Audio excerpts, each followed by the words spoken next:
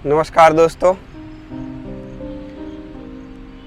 यह वीडियो का शीर्षक है योग के संग कोरोना से जंग।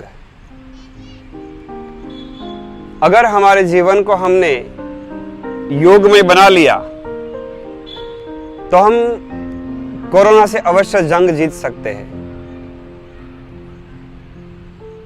पिछले 4 महीनों से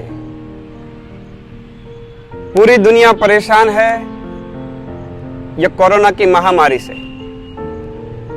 और पूरी दुनिया यह निष्कर्ष पर आई है कि जब तक कोरोना की दवा न मिले तब तक इनके साथ ही हमें जीना होगा। जिनमें जितनी हम सावधानी रखें, जितनी हम समझदारी रखें, उतना यह बीमारी से बच सकते हैं। तो हम क्या करें कि यह बीमारी हमसे दूर रहे? इसीलिए यह वीडियो में हम 2 मुद्दों पर बात करेंगे जो स्वस्थ रहने के लिए बहुत ही महत्वपूर्ण है। यह दोनों मुद्दे स्वास्थ्य की, समझ लीजिए, नींव है, बुनियाद है। जिनमें पहला मुद्दा भोजन है, जिसके बारे में हम बात करने वाले हैं, और दूसरा योग। हम सभी योग के बारे में तो बहुत सुना है, बहुत जानते हैं, बहुत बार योग किया भी है, लेकिन हम पहले बात करते हैं भोजन के बारे में, क्योंकि भोजन से ही हमारा शरीर बना है। फल से, अनाज से, सब्जी रोटी से, कई प्रकार का भोजन हम लेते हैं और हमारा शरीर धीरे धीरे वह रोटी को, वह अन्न को, वह सब्जी को, वह फल को शरीर में रूपांतरित, खून में रूपांतरित कर देता है। जैसा हम भोजन लेते हैं वैसा ही हमारा शरीर निर्मित होने लगता है, बनने लगता है। तो कोरोना के यह काल में खुद को स्वस्थ बनाए रखने के लिए बहुत ही बेहद जरूरी है कि हम भोजन कैसा लें। तो शुरुआत करते हैं हम सुबह से। सबसे पहले तो हमें थोड़ा जल्दी उठने की आदत डालनी चाहिए। जब हम सुबह में उठते हैं तब हम खाली पेट होते हैं। हमने ब्रश वगैरह कर लिया, स्नान कर लिया, उसके बाद क्या करना है वहीं से शुरू करते हैं। हमें पानी नहीं पीना, खाली पेट ही रहना है। और सबसे पहले हल्दी पाउडर जो होता है, प्लेट में लेकर, आधी चम्मच लेकर, उनमें थोड़ा सा पानी डालकर उनको घोल लेना है, पेस्ट बना लेना है। और वह पेस्ट अपने मुंह में रखकर 2 या 3 मिनट तक मुंह में रखना है, ताकि हमारा जो सलाइवा है, वह सलाइवा वह हल्दी के भीतर मिक्स हो जाए और वह हल्दी दवाई का काम करने लगे। फिर वह पेस्ट को निगल लेना है, खाली पेट ही पेट में उतार देना है। इनसे क्या होगा, यह हमारी सिस्टम को, इम्यूनिटी सिस्टम को एक सहारा देगा, सपोर्ट देगा और स्ट्रांग बनेगी।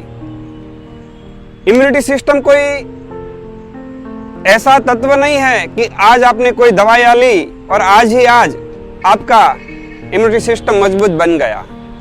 लगातार हमें नियमित रूप से यह ख्याल रखना है।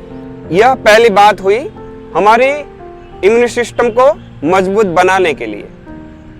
दूसरी बात, कहीं ना कहीं आसपास जो कड़वा नीम होता है, जो कड़वा नीम का पेड़ होता है, वो कहीं ना कहीं होगा। उनमें से आपको 5 से 7 पत्ते तोड़ लेने हैं, अच्छे से धो लेने हैं पत्ते। और वह पत्ते, जैसे हम पान चबाते हैं, वह पत्ते मुंह में रख देने हैं। 1 से 1.5 घंटे के लिए आपको वह पत्ते मुंह में रखने हैं, हल्के हल्के चबाते जाना है।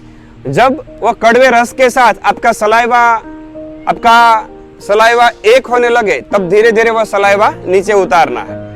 वह नीम दवाई का काम करेगा और आपको बीमारी से अवश्य बचाएगा। अगली बात आती है भोजन की। उसके बाद हमें भोजन करना है। मान लीजिए आप योग साधना करते हो, तो योग साधना के बाद आपको आधे घंटे बाद भोजन लेना है।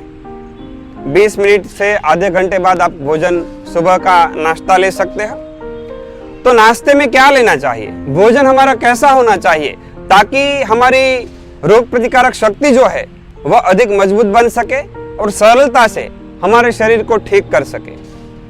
इनके लिए हल्का सुपाच्य भोजन होना आवश्यक है। पहले जब हम नाश्ता करते हैं, अगर भारी नाश्ता है तो क्या होगा, सुबह से ही हमारी शक्ति मंद हो जाएगी। तो नाश्ते में क्या क्या होना चाहिए, चाय लेते हैं, कोई बिस्किट लेता है, कोई टोस्ट लेता है और उनके साथ साथ कोई रोटी लेता है, कोई पराठे लेता है। इतना ही भोजन हमारा नहीं होना चाहिए। सुबह में नाश्ते में इतना ही नहीं होना चाहिए। जीवंत खुराक होना चाहिए, जीवंत भोजन होना चाहिए। जैसे कि भिगोई हुई मूंगफली, रात को मूंगफली भिगो दी मुट्ठी भर के, तो मूंगफली होनी चाहिए। भिगोई हुई मूंगफली वो हमें ऊर्जा देती है, उसमें एक जीवंतता आ जाती है। और जो पित्त की मात्रा है मूंगफली में, जो गर्मी है वो पानी में निकल जाती है। तो मूंगफली होनी चाहिए। साथ ही साथ अंकुरित मूंग होना चाहिए। अंकुरित मग जेने આપણે ગુજરાતીમાં કહીએ છીએ वह होना चाहिए।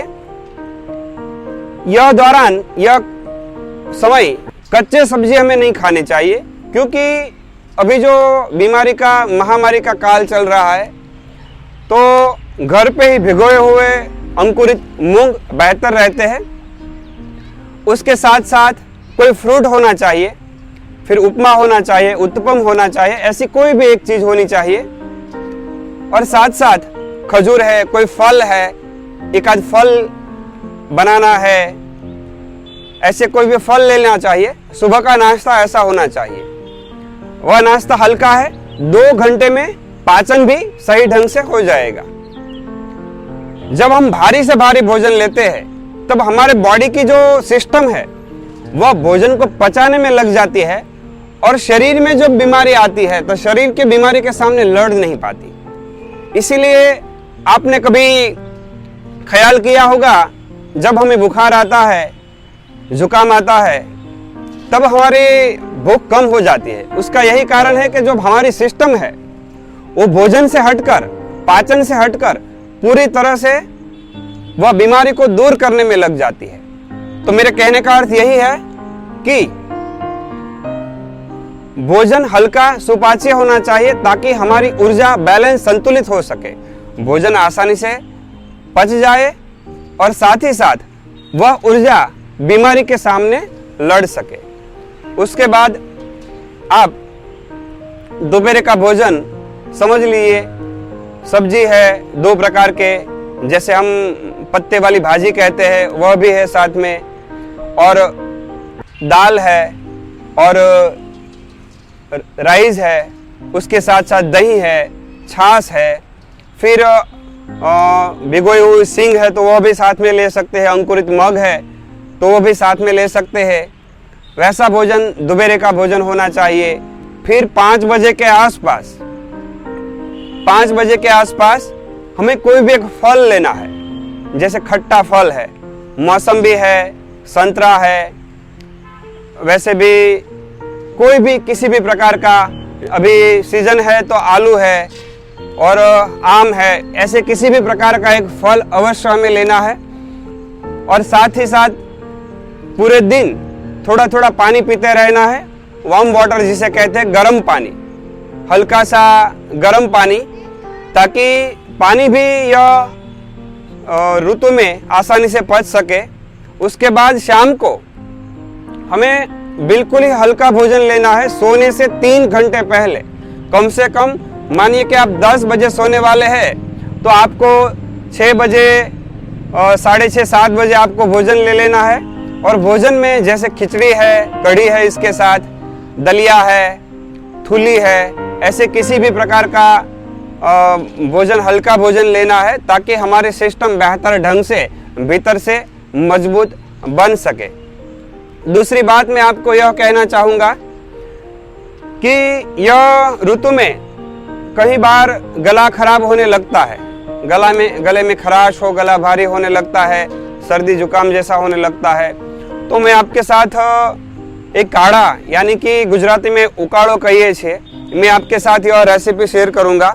वह अवश्य आपको फायदा देगी। सर्दी हो गई है, सर्दी जैसी समस्या हो गई है और बदन दर्द करता है, तो उसमें भी यह बहुत ही काम करता है, वह भी पीना चाहिए। उसके साथ साथ आपको दिन में 1-2 बार, जिसे गार्गलिंग कहते हैं, जिन्हें गुजराती में कोगड़ा कहिए छे, नमक डाला हुआ और मुंह में वो पानी रखकर वो गार्गलिंग करना है आपको दिन में 2 बार, ताकि गला ठीक हो।